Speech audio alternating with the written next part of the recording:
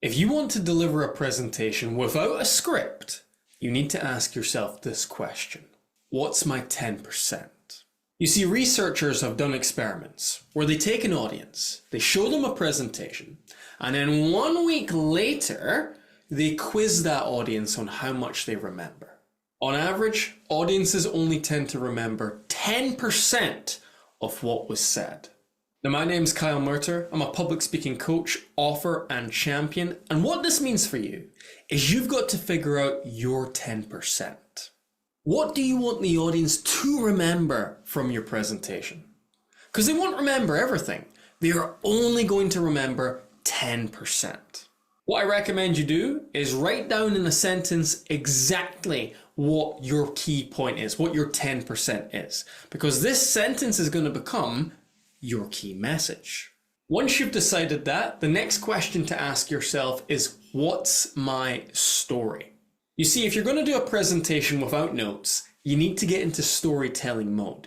And what we're looking for is a story which lines up with your key message, which is connected to your key message. For example, if my 10%, if my key message is quitting is not an option, I might tell the story about my first year in business. My first year in business was hell. I was doing all of the right things. I was going to networking events. I was sending emails to people. I was posting online. I was doing it all, but nothing was coming back. I was getting no leads, no opportunities. No one seemed to want to work with me. And after a year of barely making any money at all, I remember sitting at my dining room table, head in my hands, and just thinking to myself, I'm going to have to quit. I'm going to have to accept that my business is a failure. And the idea of that actually made me cry. And then my girlfriend, Emma, came into the room and she consoled me, and then she asked me, Kyle, if you're not going to do public speaking, then what are you going to do? And that question ping-ponged around my head for a few days. I just couldn't come up with an answer. I couldn't see myself doing anything else except being a speaker. And so eventually I made the decision that it didn't matter if I was going to make no money for the rest of my life. I was going to continue to be a speaker. I was going to figure out how to make this business work. And when quitting no longer became an option, things actually started to improve for me almost immediately. I started actually to get some leads in. I actually got some clients on board. They referred me to other people. And then slowly but surely, I grew this into the business of my dreams. And that's why if you're sure of something, if you know in your heart that you're meant to do it, quitting is not an option.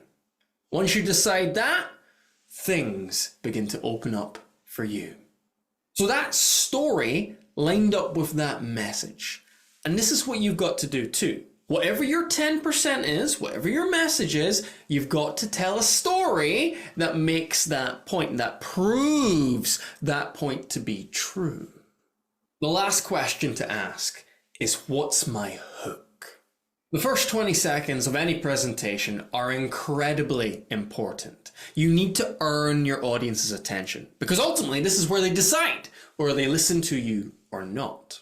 And what you must do here is find a hook that lines up once again with your 10%.